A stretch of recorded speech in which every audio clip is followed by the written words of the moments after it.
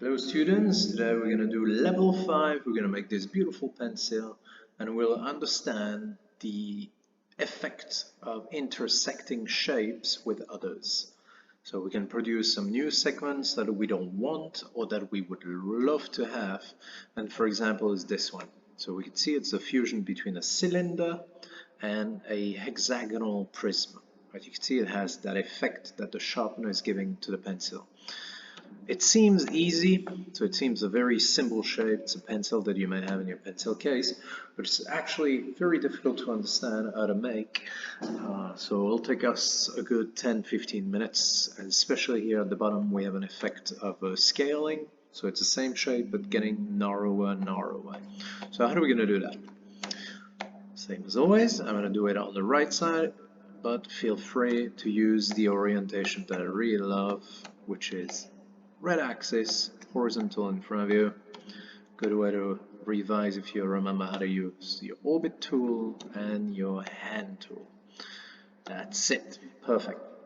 So, how do we do it? We're going to start with a cylinder. So C for circle, and I'm going to make a big circle. I'm not using specific measurements because it's going to be complex enough to make that pencil.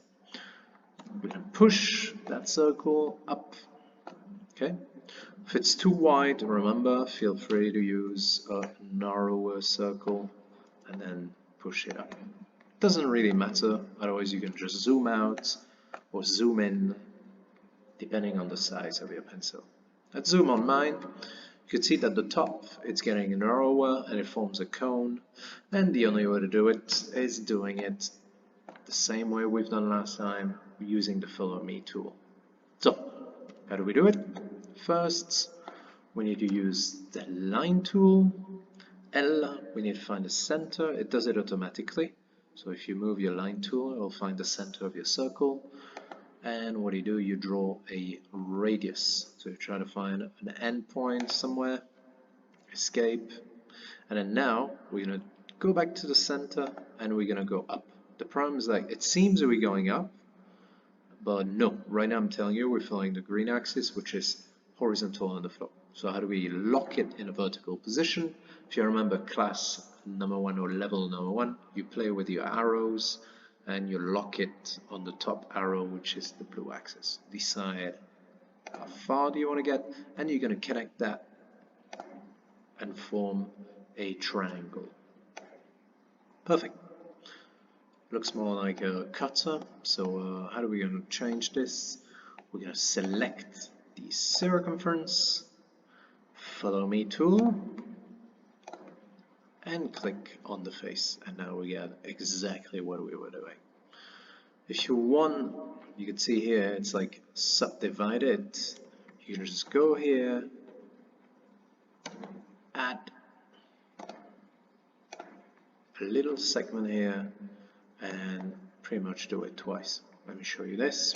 You select the circumference, follow me tool, first shape, and then you do it again.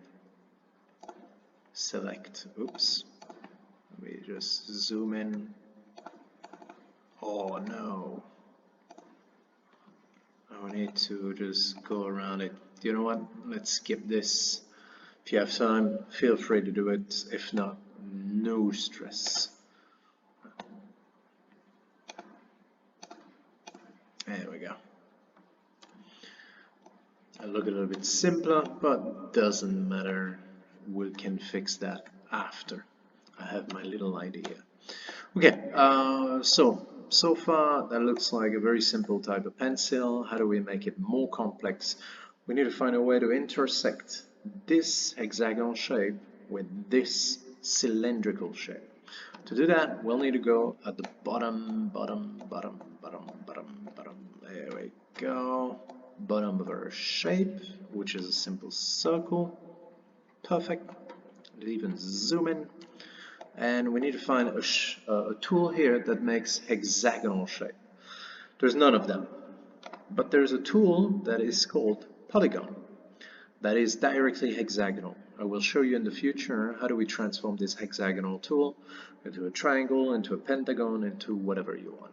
So let's just use the polygon tool, and the problem is this: we need to find the center of this circle. So right now we're just on face, but we're not over the center. One way to ask the computer to do it for you, you go over the edge, and you can see now where the center is, and if you move slowly towards it, it will lock over the center. It's a bit strange, but it works. And now you're going to draw it.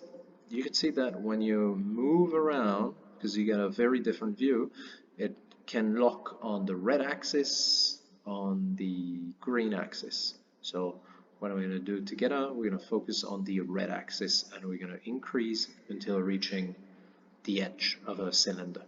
Click. And now we're going to do something a little bit more difficult. We're going to zoom out and make sure that we can see the top of our pencil. It's going to be a little bit difficult, but possible. So I can see my hexagon here, and I can see my cone. What I'm going to do, it's push tool, push this, push this, push this, and perfect. Let's zoom on the top. I went a little bit too high. Ooh. Let's change the view. Let's push this a little bit lower, and now that's exactly what I want. What do we need to do? We need to select the hexagon, but how do we do it? We select, double click on this rectangle, press on Control or Option for Mac, and there will be a red plus. Be careful, the red plus is not like the black plus. The red plus is only activated when you still have your finger on that control. Double click, double click, double click. You rotate. So we had the black arrow, back to control, the red plus, double click, double click. Trust me that it's going to take you more than one shot. Just do it that fast. At the beginning you get a little bit lost with all these fingers. When this is all selected, you get the black arrow, don't click anywhere, okay, otherwise you'll need to do it again, but at least right click, and we'll need to find a place that says intersect face, and you want to intersect with model. Perfect. When you've done that, you can erase this, pretty much all the segments that you don't want. If you do more than necessary, undo, and now the magic comes because you're going to start erasing these little segments, and because we've intersected our selection with the modal, we added automatically some segments, and now look at that, the magic is happening. It'll take you a good 5 minutes with the erase tool to erase these little segments. You can see that I forgot to erase this one. Don't erase the top. We get a nice little border here. It's going to make our pencil nice and beautiful.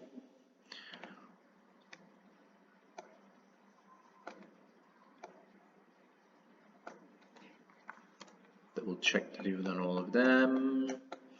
And it seems that we've done everything but no. If you go to the bottom of your drawing, of your model, sorry, you still have a few things to erase.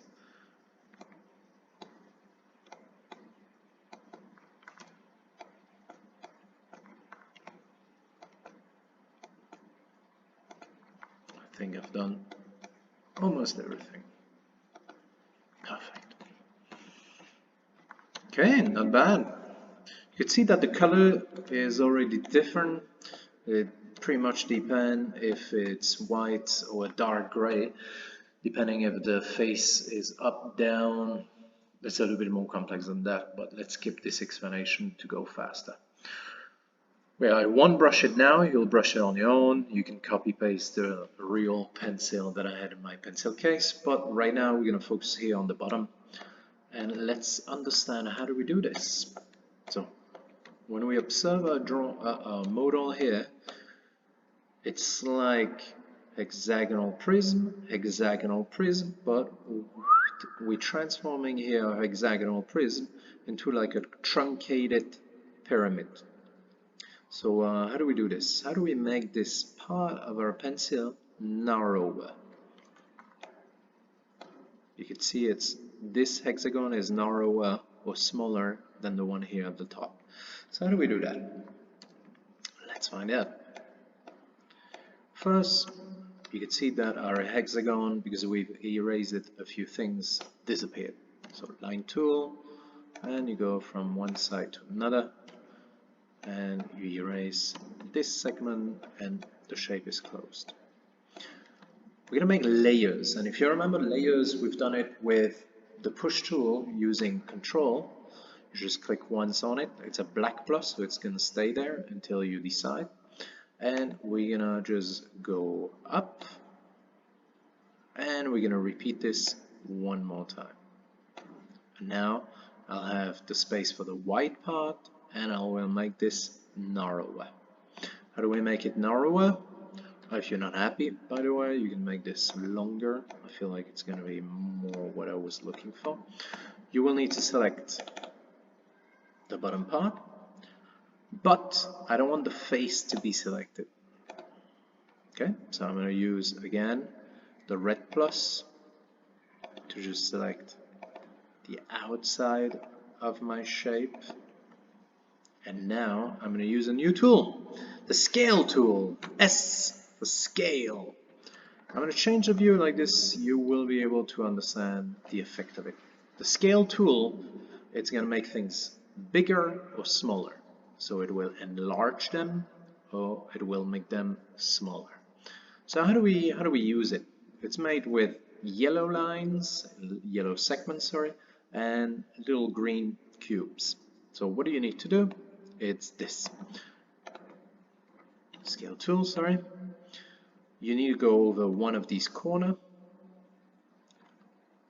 this one, and if I use it right now, you will see it will deform it in a very strange way.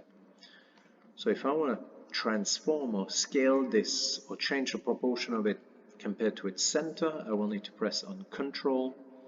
You can see when I press on Control, there's a little red cube that changes from the opposite corner to the center. I want the center, and I decide of how much I want that to be smaller. And that's it. Click once on the sky and you've done your pencil. The only thing you need to do is to brush it.